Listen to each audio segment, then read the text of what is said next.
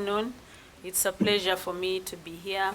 I've heard a lot about Johns Hopkins, and I'm really excited that I was invited. So this afternoon, we are going to look at causal loop diagrams. So the first slide is, what are causal loop diagrams? And to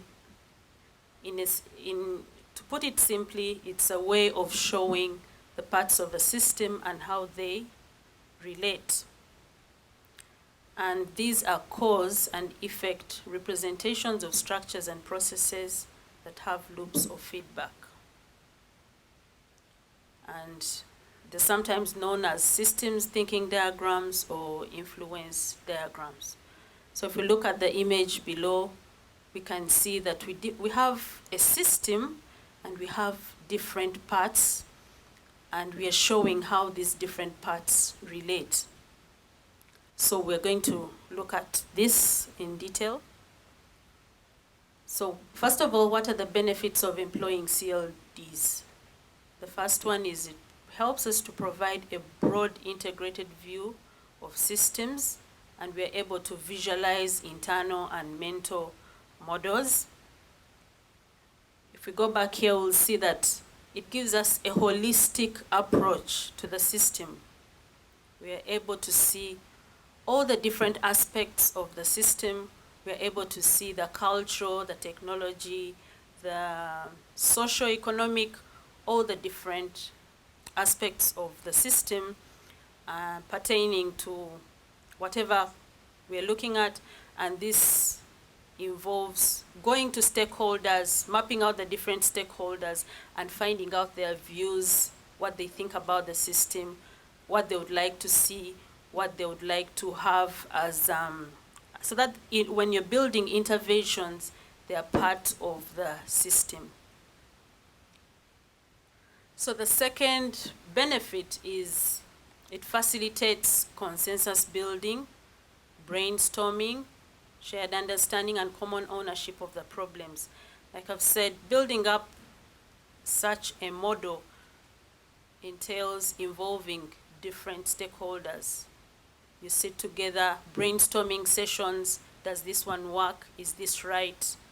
And you're able to come up with something that is going to be acceptable to the different stakeholders because you have taken care of the different viewpoints from the different stakeholders.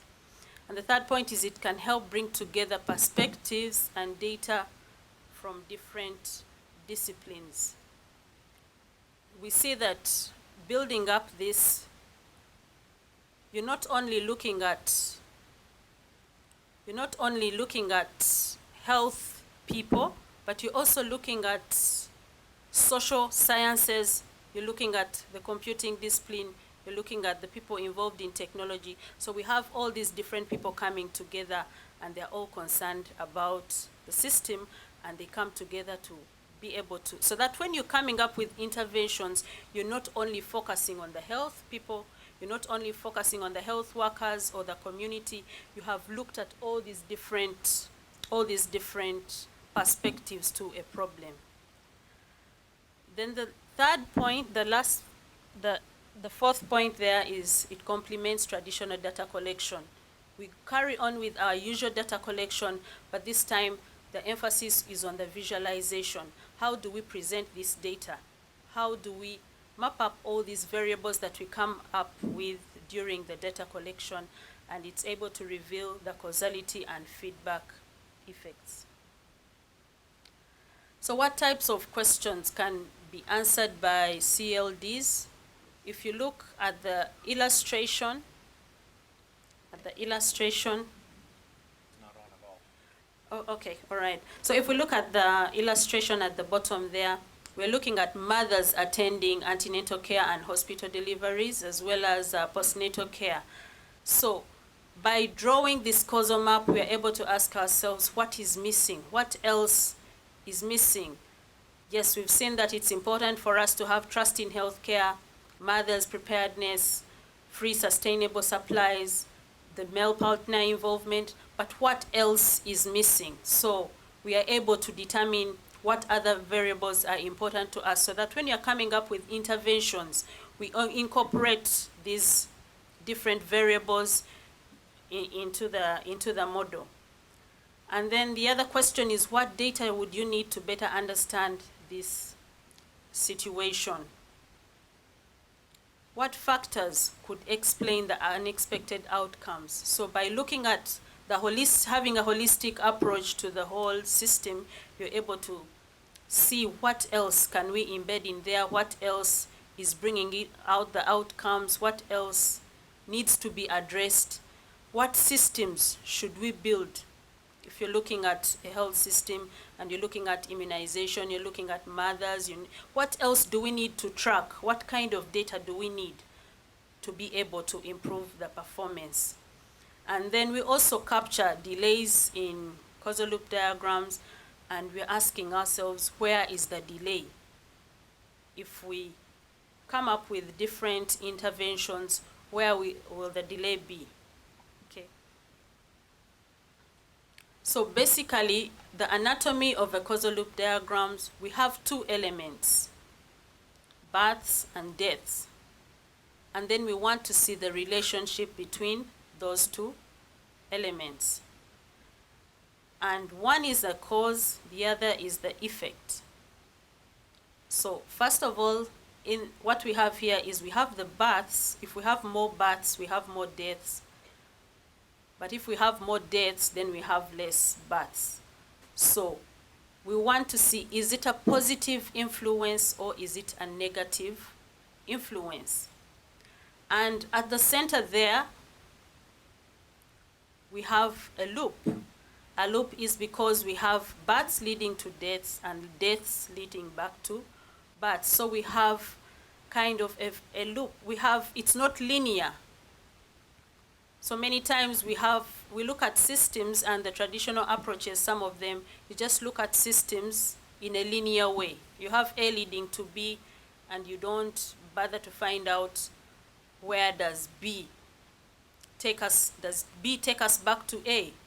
Okay, so this is one way of looking at feedback loops. If A goes to B, B goes to C, what happens thereafter? Does C come back to B or does it come back to A? So it helps us to appreciate the different interventions that we come up with, evaluate what happens at the end of that. So we are going to look at this more in detail. So we have a terminology known as causality. If X leads us to Y, X is the cause and Y is the effect. And this has a direction of influence, which we use the arrow to denote the direction of influence. So X with the arrow leading to Y means that X leads us to Y, or X influences Y. Then the second terminology we have there is polarity. So we want to know, is it a positive influence or is it a negative influence? And positive means that if everything else remains constant and we increase X, Y will also increase. That means the change is in the same direction. That means if X also decreases, Y also will decrease. So here we're looking at the change. Is the change in the same direction or the change is in opposite direction? So the bottom illustration there shows that if X increases, Y decreases, that means the change is in opposite direction. We have one going up and one going down. On the other hand, we could have X going down and Y going up. So the positive or the negative is about the change in the influence. So the next point is about the feedback loop that I've illustrated. Traditionally, we look at systems with a linear perspective, but here we want to look at systems, what happens thereafter if A goes to B, B goes to C, C goes to D, then what happens? Does D come back? Does D influence A? So we end up having two types of feedback loops. We have reinforcing feedback loops. That means when you start with A, you go to B, C, D. You have interactions adding up, so you end up having actions adding to each other, which is strengthening. And you end up having a growing change.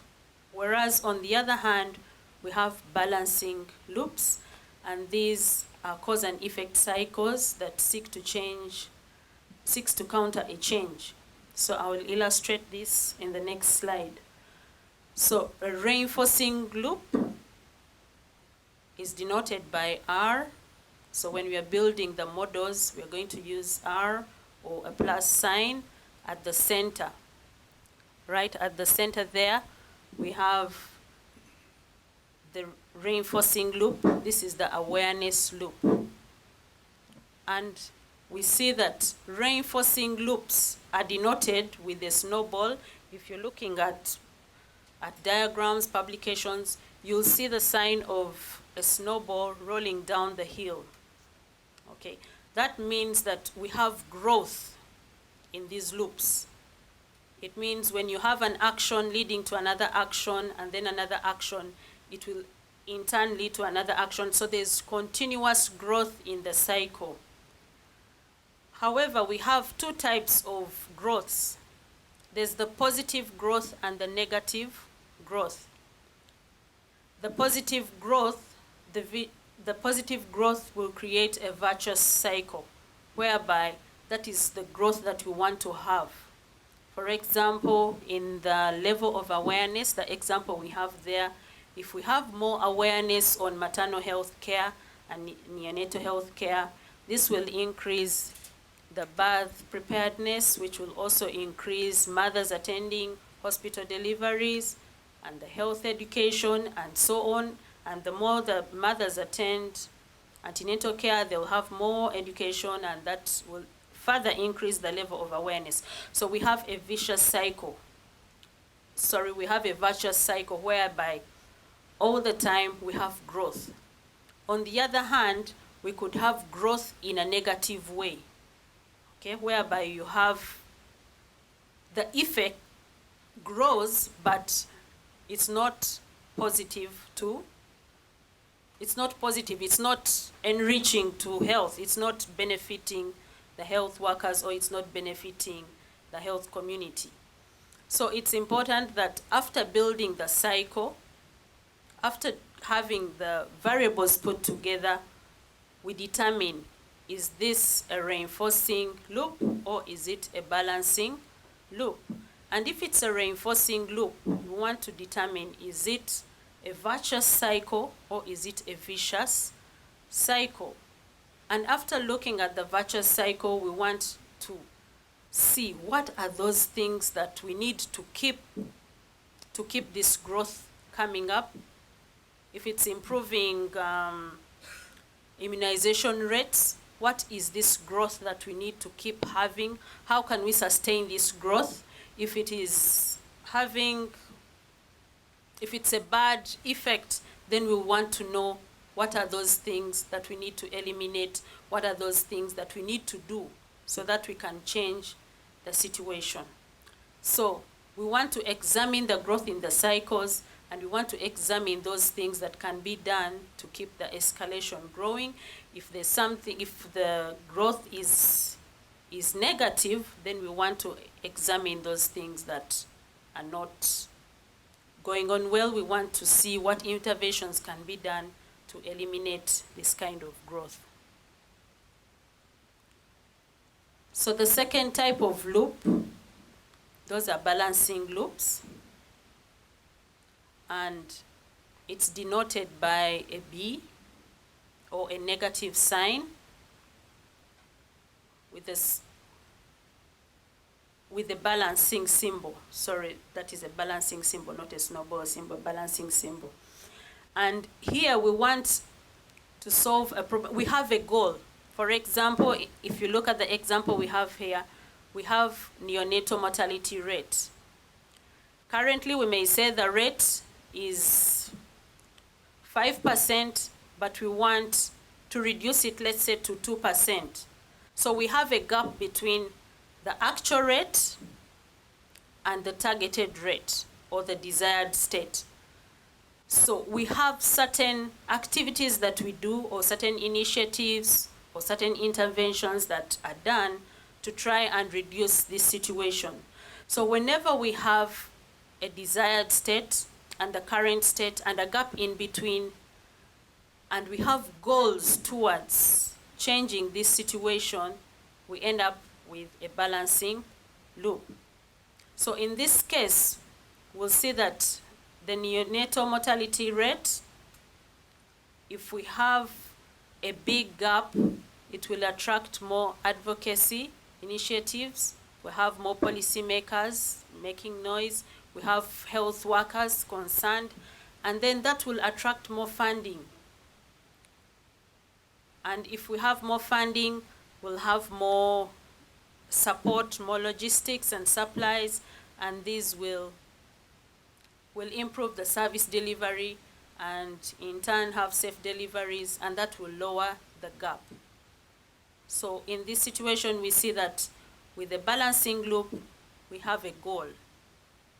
Unlike the reinforcing loop, whereby we have these variables linked together, and we have either a growing effect or there's growth in everything, but the growth may be positive or negative.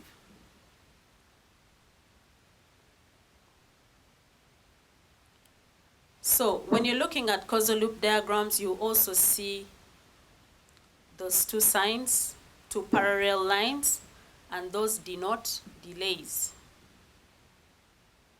Okay, so in this case, we have a delay between the trust in safe deliveries.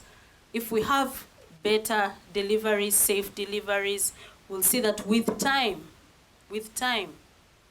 mothers will begin to gain trust in the healthcare service.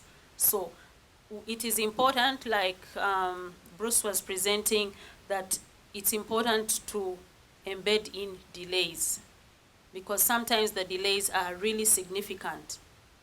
So when you're modeling, you look at, are there any delays? What will happen? And some delays are physical delays in terms of time.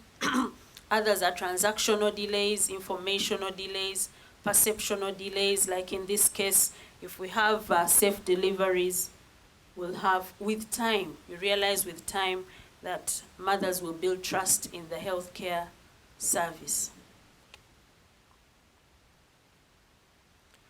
So the next point is, where do we get the sources of data from? Because as you see, to be able to come up with this model, we need to have a lot of data. So first of all, we look at literature from other studies. You find that there are many studies that have been done. If you're looking at maternal health, there are many studies that have been done, probably in your country or even in other countries. So it's important that you look at those studies as well and look at what other researchers have said, how the variables relate, what are the key issues if you're looking at maternal health, what really affects maternal health, and what are their communities like, and so on and so forth. So that is the first major source of data or this information. And the second source, we look at qualitative. You collect qualitative and quantitative data using rigorous methods. So in one of the examples up there, we used a survey, mother's survey, looked at 4 counties in a district, 200 mothers, and then we looked at community health workers and leaders, and so on. So you have to have data from all these different people, because we said, first of all, you need to have all the stakeholders on board, because we want to be able to capture the cultural, the social, the economic, all these different issues that affect the health.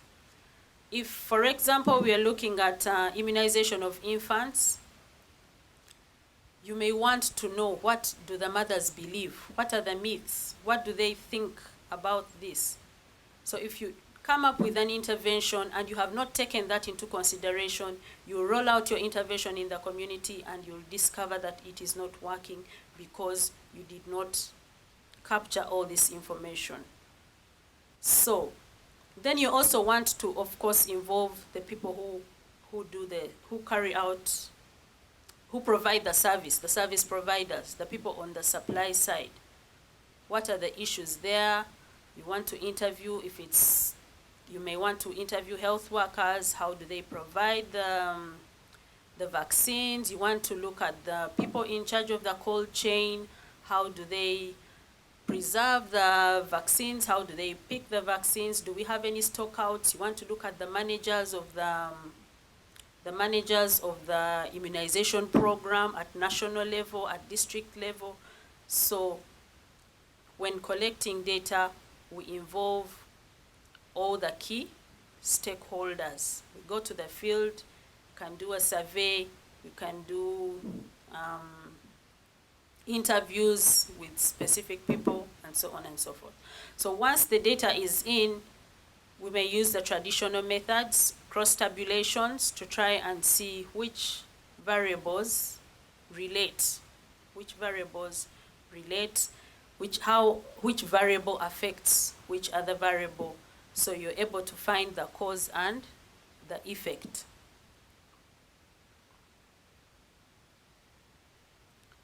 Now, once we have built the causal loop diagram, after we have come up with the variables, then we'll build the causal loop diagrams. Which variable affects the other? Is it a positive influence? Is it a negative influence?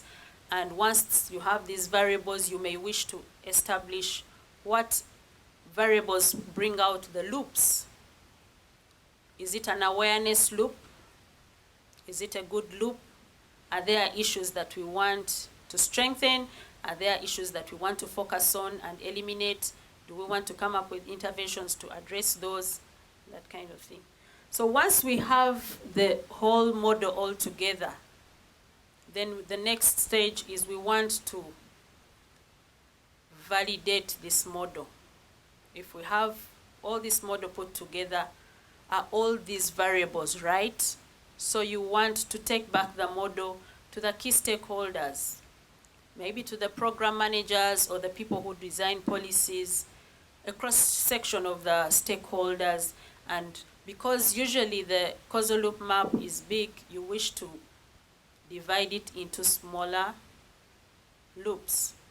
So that, for example, in this case, we have program funding results into technology adoption, which results into health service delivery and the actual number of immunized infants. So when I take this to a group of stakeholders, they may want to know. Someone will say, no, this is not right. I think in the community, instead of health service delivery, we have this other variable. Or they may say, no, this does not work here. So you want to take it back to the stakeholders so that they can validate and say, here you missed a point, here we think this can be better, or here we think this kind of intervention works better, and so on and so forth. So that way you come up with the causal loop diagram that is acceptable to the stakeholders, but has also been looked at by other people, so that you come up with something that is better. So when we are validating, we are testing to see, are the variables clear? If I have health service delivery, is it clear? Does everyone clearly understand what that means? And then do they really exist, or they're just in the mind? Because most of these are mental models, so you want to know, do they really exist? Is there, what can be done? Are the relationships right? Is it true that if program funding increases, then the technology adoption will increase? Or is it the other way around? So put this before the different stakeholders, practitioners, people in operations, so that they validate, tear it apart, put it together again, and then you can be able to come up with a better causal loop diagram. So, tips for drawing causal loop diagrams. First of all, we've said that we use rigorous methods for data collection, and garbage in, you get garbage out. So if you don't put in extra effort to visit the stakeholders, to do a conclusive study, you'll come up with data that is not complete. So we also need to document the causality, the feedback, the linkages, and all this should be rooted in the data. You don't just sit and imagine variables, but we should have references for these. A lot of this appears in the journals, in the lots of research that has been done and documented, but you also wish to verify, because you find that if I find some aspects in India, they may not necessarily be true for Uganda, or the other way around. And even in Uganda, when you're looking at the rural, you may find that the rural situation is different from the urban situation, so it's important that you go back and verify. So variables often use noun phrases, so you realize that we not use verbs, but we use nouns. Then if it's ambiguous, you try to disaggregate. That is the links. If you realize the links are ambiguous, you try to disaggregate, and then you show multiple links if it's sometimes positive and sometimes negative.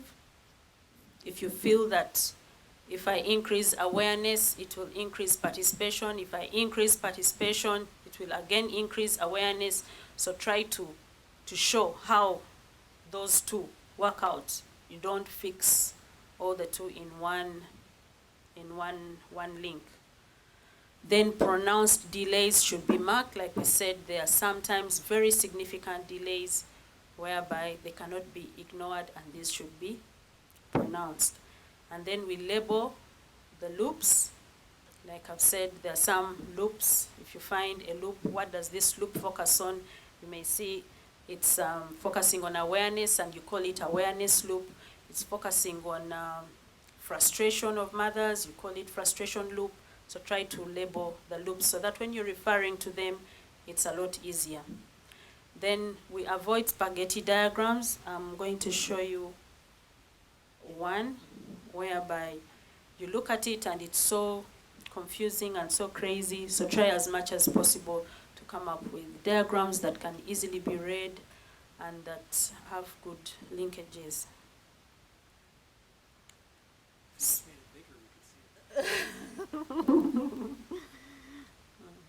He's saying if we made it bigger, probably we could see it, but you can see it's still confusing. So what are some of the challenges that we have? The variables and relationships are always not well defined. That's why it's important that we also take out the causal loop diagrams to people, to practitioners, people who can clearly say that this is right, the wording needs to be clarified, and so on. The diagrams can become large, and for that I recommend that you can split them up. What we've done before is, if we have looking at a system and it's too large, we split the demand side, and then we have the supply side. And then if you feel there's something that focuses on the community, you can extract the factors associated with the community so that you are able to have these different split up, so that for ease of reference and leading. Then missing causal factors. Sometimes there are causal factors that are missing and missing links. And also a key point, validation takes time and effort, but it will be a worthwhile investment and best practice, because when you validate, then you're able to take it out to the community, you will have acceptance, but also the people probably know much more than you, or they have better experiences, and so on and so forth. So what we have picked out, basically, what we're going to use this in the later in the session is we have causality, we have variable A and variable B, and we want to see how those two relate. Then we are interested in knowing what is the polarity. Polarity means if I increase A and I increase B, then that is, are we awake? If I increase the variable A and I increase B, then we'll have what type of polarity? Positive, because we are saying that we have a change in the same direction. On the other hand, if I decrease A and I decrease B, it is still positive because it's still a change in the same direction. And then when I increase A and I decrease B, then it is negative because the change is now in the opposite direction.